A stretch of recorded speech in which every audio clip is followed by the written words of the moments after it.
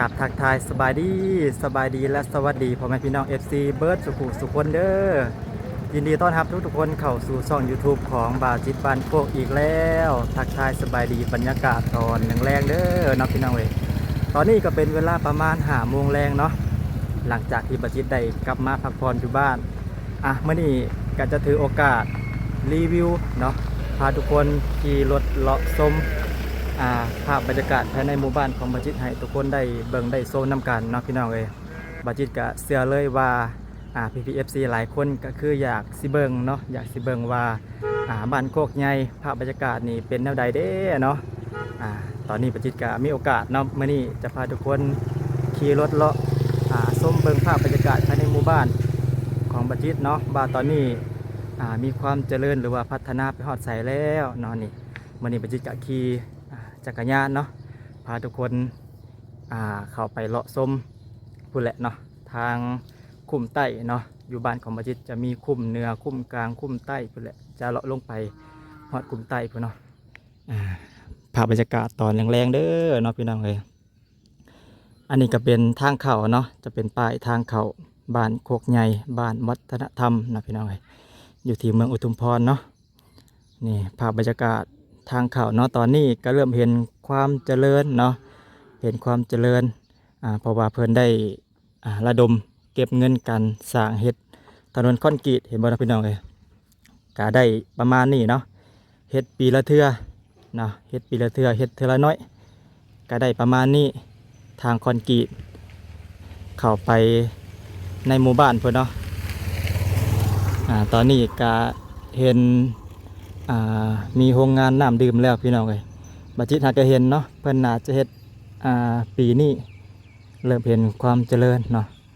โรงงานน้ำดื่มวันนี้ภาพบรรยากาศตอนแรงๆเนาะพาทุกคนขี่รถเลาะชมเบิ่งนี่เนาะหันมาเบิ่งทางนี้พี่น้องเลยป๊าดโถมีแต่บ้านหลังใหญ่ๆหลังงามๆเนาะหมู่บ้านของบัจิตก็ถือว่าเป็นบ้านใหญ่พอสมควรก็สมชื่อในอะไรเนาะสมชื่อบ้านโคกใหญ่เนาะก็มีทางเบิดเนาะพันปลายหลังคาเฮือนพี่น้องก็ถือว่าบ่น้อยเนาะนี่พาทุกคนขี่รถเลาะชมเบิ่งเข้าไปทางด้านในพู้นเนาะนี่เนาะพี่น้องบ้านเพิ่นหลังงามคักเนาะ2 หลังนี่ก็คือบ้านหลังงามๆแบบนี้เนาะส่วนหลายข้าเจ้าจะไปเฮ็ดงานอยู่ทางฝั่งไทยเนาะพี่น้องเฮ็ดงานอยู่ทางฝั่งไทยแล้วก็ฝากเงินมาให้ญาติพี่น้องเนาะเฮ็ดไว้สร้างไว้ให้เนาะอันนี้ก็บ่มียังบ่ทันได้มีคนอยู่เนาะมีแต่เรือนหลังงามๆแต่ว่าบ่มีคนอยู่เนาะพี่น้องเพราะว่าส่วนหลายเพิ่นก็ไปเฮ็ดงานอยู่ทางฝั่งไทยเนาะพาทุกคนขี่เลาะชมเบิ่งไปนำกันเด้อเนาะทางด้านนี้ก็จะเป็นโรงงานน้ำดื่ม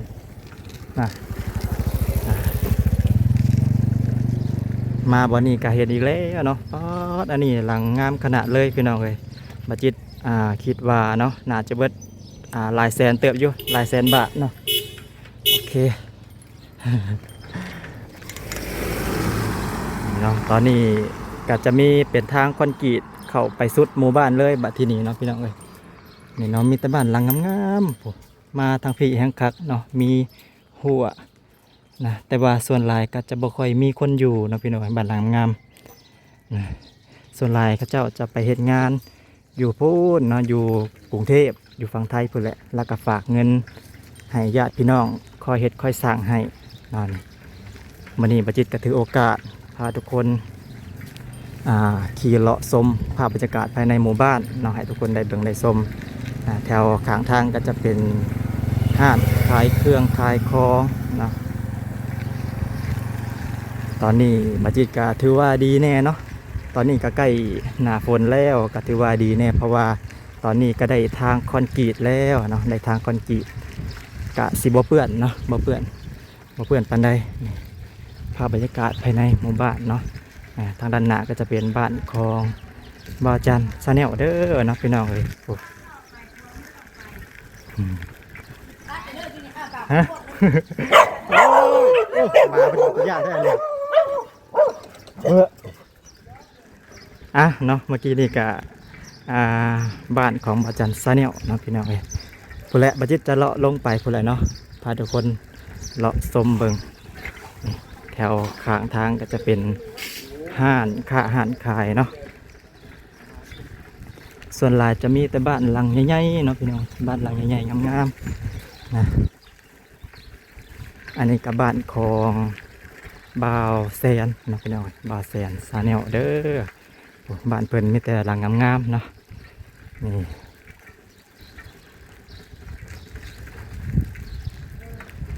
เบิ่งไปเรื่อยๆเนาะพี่น้องเบิ่งไปเรื่อยๆเบิ่งไปน้ำกันก็มี PFC ถามกันเข้ามาเนาะว่าบัดจิตนี่อยู่บ้านเดียวกับบ่าวเตียงบ่เนาะพี่น้องบัดจิตก็เคยตอบไปในหลายๆคลิปแล้วเนาะคือตอบไปในหลายๆคลิปว่าบัดจิตนี่แม่นเนาะพี่น้องอยู่บ้านเดียวกันกับบ่าวเตียงทองเนาะอยู่บ้านเป็นหมู่บ้านยูทูบเบอร์เนาะพี่น้องเป็นหมู่บ้านยูทูบเบอร์ผ่านมากินนี่กับบ้านของบ่าวแซนบ้านบ่าวจันเนาะโอ้บ่าวเตียงอยู่ทางนอกพุ่นเนาะบ้านของบ่าวเตียงหันค่าของเพิ่นอยู่ทางนอกผู้บัดจิตก็บ่ได้ขึ้นไปถ่ายให้เบิ่งเนาะตอนนี้ก็เริ่มเห็นบ้านเนาะเริ่มเห็นบ้านหลังใหม่ๆงามๆขึ้นมาหลายแล้วเนาะพี่น้องเอ้ยอันนี้ก็เพิ่นสร้างกำแพงไว้ก่อนเนาะเพิ่นสร้างกำแพงไว้น่าจะเฮ็ดเฮือนเฮือนก็น่าจะงามเติบอยู่เนาะพี่น้องแต่ว่าเบิ่งแต่กำแพงเพิ่นก็งามแล้วเนาะผู้ไปทางด้านหน้าก็จะเป็นห้านค้าห้านขายเนาะเพิ่นก็ไปเฮ็ดงานอยู่ทางฝั่งไทยเนาะพี่น้องเอ้ยเพิ่นก็ไปเฮ็ดงานอยู่ทางฝั่งไทยเนาะพี่น้องเอ้ยไปหาทุนหาฮ้อนเนาะหาทุนมาเฮ็ดมาสร้างธุรกิจอยู่บ้านเฮานี่เนาะก็ถ้าว่ามีโอกาสเนาะถ้าว่ามีโอกาสว่าจิตจะไปถ่ายไปสัมภาษณ์เพิ่นให้ทุกคนได้เบิ่งได้ชมนำกันเนาะมื้อนี้ก็จะเป็นตลาดเนาะที่บ่จิตได้ถ่ายให้ทุกคนได้เบิ่งได้ชมในมื้อนั้นแหละเนาะเป็นตลาดภายในหมู่บ้านเพิ่นจะวางขายอยู่วันนี้แหละเนาะเป็นตลาดภายในหมู่บ้านของบ่จิตเนาะพี่น้องเอ้ยเป็นหมู่บ้านถือว่าใหญ่เติบเนาะมีตลาดเป็นของตัวเองมีเครื่องมีของอย่างก็มาขายอยู่วันนี้ได้เลยพี่น้องโอเคนี่เนาะเพิ่นหากระเปิดห้างเนาะมาได้มาอุดหนุนสบายดีสบายดี สบายดีสร้างเพิ่นโอ้ยมืดแท้นี่แวะทักทายเพิ่นก่อนเนาะโอ้หากระเปิดห้างได้จักมื้อแล้วอันสร้างโอ้เปิดได้หลายมื้อแต่ได้เกือบอาทิตย์เลยเนาะโอ้เป็นอาทิตย์2 อาทิตย์ได้เนาะเปิดห้างใหม่นี่พี่น้องเอ้ยใส่กับว่าไปเด้อรถไถรถจักรกับเขาก็มีเนาะถ้ามีโอกาสสิมา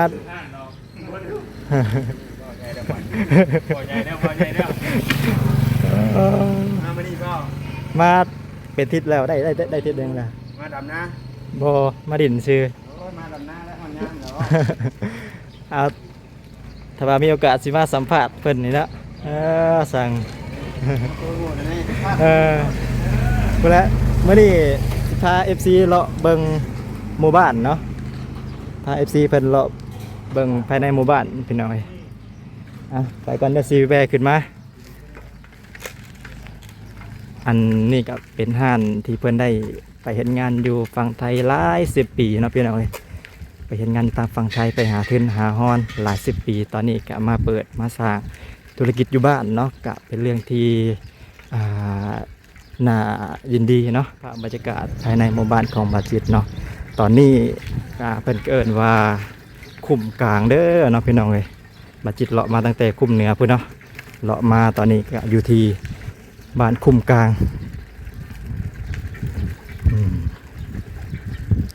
จะสังเกตเห็นบ้านหลังงามๆนะพี่น้องเอ้ยแต่ว่าส่วนหลายบ้านหลังงามๆก็บ่ค่อยมีคนอยู่เนาะ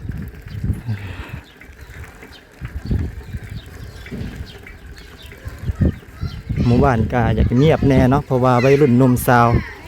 ก็พากันไปเฮ็ดงานอยู่ทางกรุงเทพกรุงไทยเบิดแล้วพี่น้องเอ้ยวัยรุ่นก็เหลือบ่หลายเนาะภายในหมู่บ้านก็ได้เหลือวัยรุ่นบ่หลายแล้วก็เหลือแต่เด็กน้อยกับผู้เฒ่าผู้แก่เนาะนี่ภาพบรรยากาศตอนแรงๆเนาะพาทุกคนขี่รถเลาะชมเบิ่งภาพบรรยากาศภายในหมู่บ้าน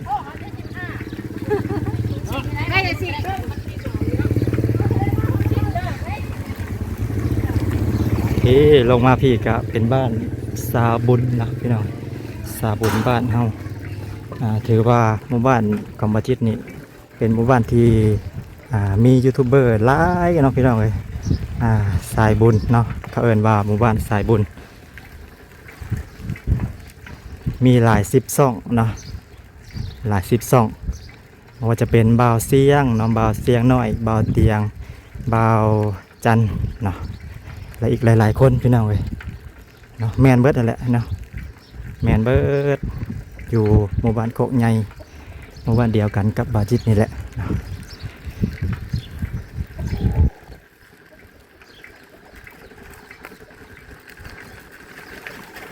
ลงมาข้างล่างก็มาบ่นี่คือเงียบเงาคักแท้เนาะพี่น้อยเงียบเงาคักบ่นี่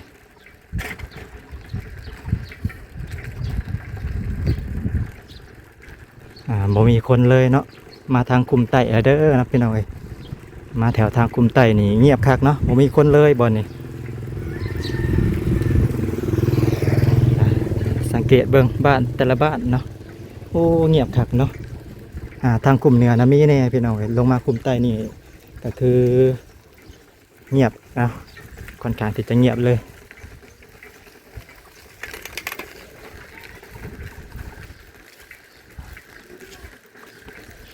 เบิ่งไปน้ำกันเด้อนะ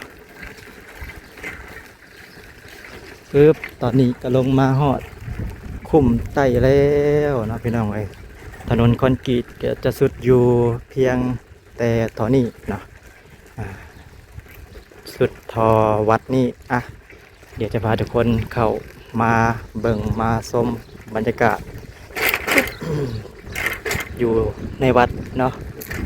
ภาพบรรยากาศอยู่ในวัดประจำหมู่บ้านเนาะพี่น้องวัดประจำหมู่บ้านของบาจิตเองวัดซื้อวัดอีกอย่างเนาะลืม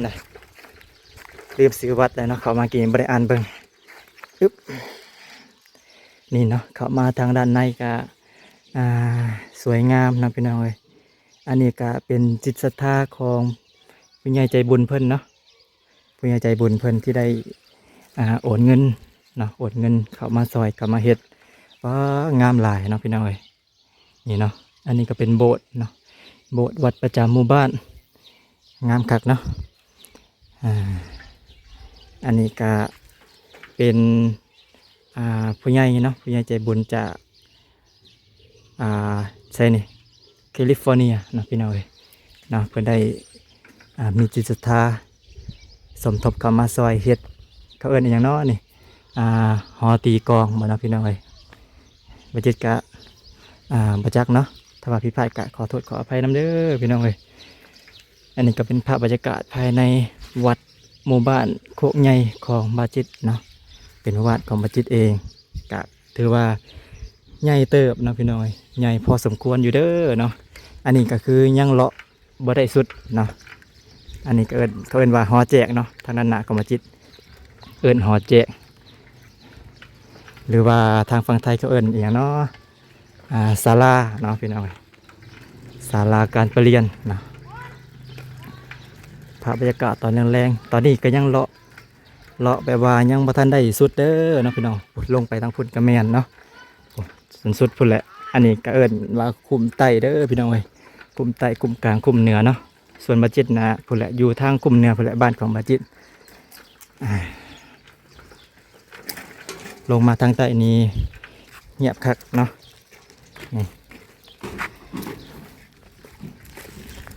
ไปอีกจังน้อยเนาะ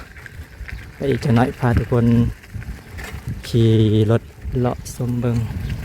ภาพบรรยากาศ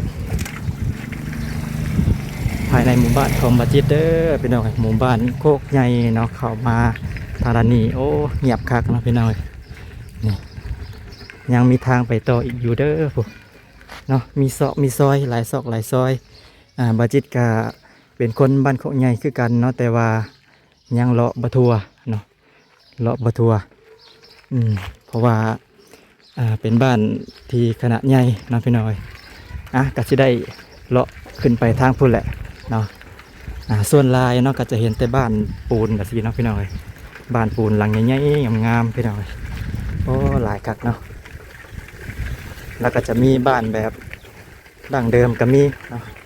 บ้านแบบดั้งเดิม เป็นบ้านสองชั้นนะส่วนลายชาวลาวเฮาสินิยมเฮ็ดเป็นบ้านสองชั้น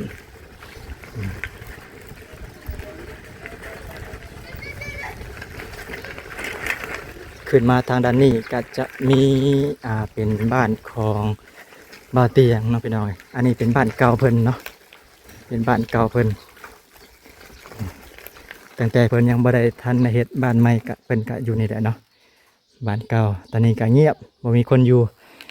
ทางด้านหน้าพุ่นก็จะเป็นบ้านของลุงเฮิมเนาะพี่น้อยลุงเฮิมซาแนลมีหลายซอยเนาะบ่จิตก็ยังบ่ทันได้เลาะทัวร์เมื่อนี้ก็มีโอกาสเนาะหลังจากที่กลับมาจากฝั่งไทยบ่จิตก็มาสำรวจเบิ่งหมู่บ้านของตัวเองว่าเป็นจังไดเนาะอันนี้ก็เป็นบ้านของลุงเฮิมเนาะขออนุญาตรีวิวหน่อยเด้อพี่หน่อยอ๋อมาทางนี้รู้สึกว่าบ่มีคนอยู่จักหลังเลยเนาะส่วนหลายเพิ่นก็จะไปนอนอยู่ให้อยู่หน้าเนาะผู้เฒ่าผู้แก่ก็ได้หรือว่าไปวัยรุ่นหนุ่มสาวก็พากันไปเฮ็ดเวียกเฮ็ดงานอยู่ที่ฝั่งไทยเบิดแล้วพี่น้อยเนาะไปหาเงินแล้วก็ส่งเงินมาเฮ็ดเฮือนเนาะเฮ็ดเฮือนหลังงามๆนะเกือบเบิดหมู่บ้านเนาะพี่น้องเกือบครึ่งหมู่บ้านเนาะส่วนหลายก็จะไปพู้นแหละไปเฮ็ดงานที่ทางฝั่งไทยเบิดหมู่บ้านก็เงียบเงาแล้วตอนนี้บ้านหลังบักใหญ่นี่เนาะพี่น้องเห็นบ่เนาะบ่มีคนอยู่เงียบสม่อยอยู่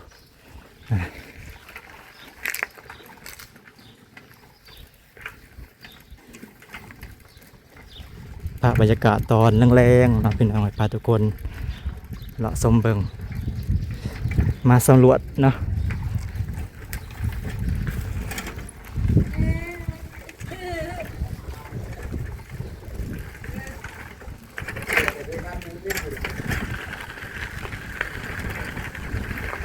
ตอนนี้ก็จะได้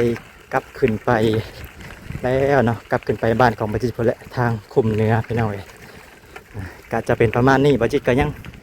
เลาะบ่ทันทัวเนาะเลาะบ่ทัวเพราะว่าบ้านก็เป็นหมู่บ้านที่ใหญ่นะจากที่เพิ่นสำรวจนี่ประมาณ1,000 ปลายหลังคาเรือนเนาะแต่ว่าบัจิตคิดว่าน่าจะฮอด 2,000เนาะเพราะว่าทางนอกพุ่นก็มีอีกได้เนาะพี่น้องทางนอกทางพุ่นมีอีก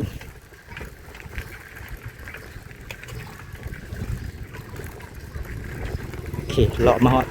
ทางคอนกรีตแล้วตอนนี้ก็ได้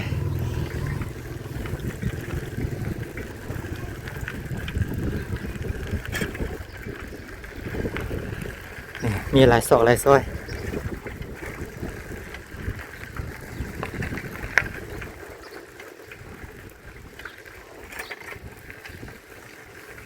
มาทางนี้ก็เงียบเนาะ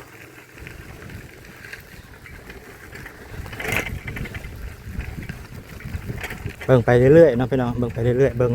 ส้มไปพร้อมๆกันนี่อ๋อพาทุกคนมาเบิ่งบ้านหลังนี้ก่อนนี่เนาะอ๋องามคักพี่น้องเลยนะเพิ่นเฮ็ดงามคักโคมไฟก็คักแน่เด้เฮ็ดคักแน่เนาะป้อน่าจะเบิดหลายแสนเติบอยู่อันนี้ก็ได้เฮ็ดเอาแบบสีงามหลายเนาะแต่ว่าก็คือว่าแหละเนาะบ้านหลังงามแต่ว่าส่วนหลายก็บ่มีคนอยู่พี่น้องเอ้ยเนาะเดี๋ยวนี้ก็จะเห็นบ้านแบบนี้หลายขึ้นเนาะบ้านแบบว่าสไตล์โมเดิร์นสไตล์แบบว่าทันสมัยแบบนี้เนาะพี่น้องเอ้ยจะเห็นหลายขึ้นเนาะ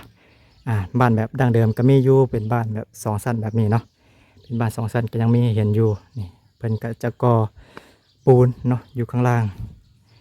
ก็จะเป็นประมาณนี้เนาะป้าดพี่น้อยคักหลายเนาะคือบ้านแหละเนาะบ้านงามกะบ่มีคนอยู่เพราะว่าเจ้าของบ้านก็ไปเฮ็ดงานเนาะเฮ็ดงานอยู่ทางฝั่งไทยเบิดแล้วพี่น้องเอ้ยมีแต่ว่าฝากเงินฝากคำมาให้ญาติพี่น้องเฮ็ดไว้ให้เนาะ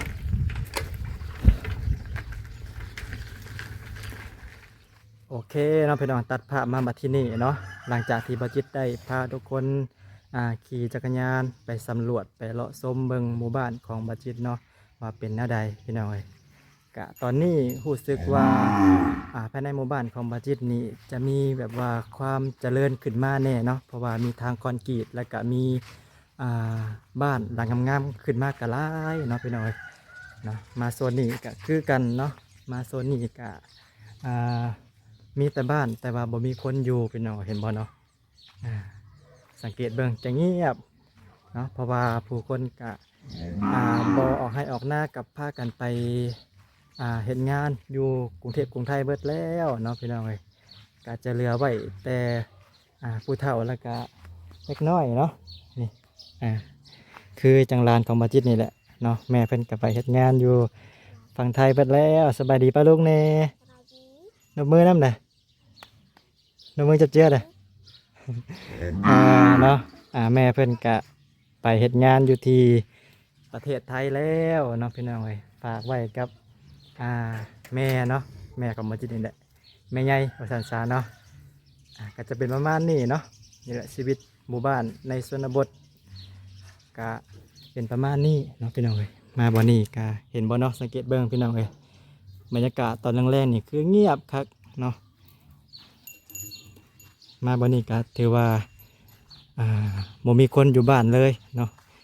มีแต่บ้านหลังงามๆหากบ่มีคนอยู่เนาะเนาะก็จะมีทางคอนกรีตเนาะก็จะเริ่มเห็นความเจริญขึ้นมาก็คือทางคอนกรีตนั่นแหละเนาะ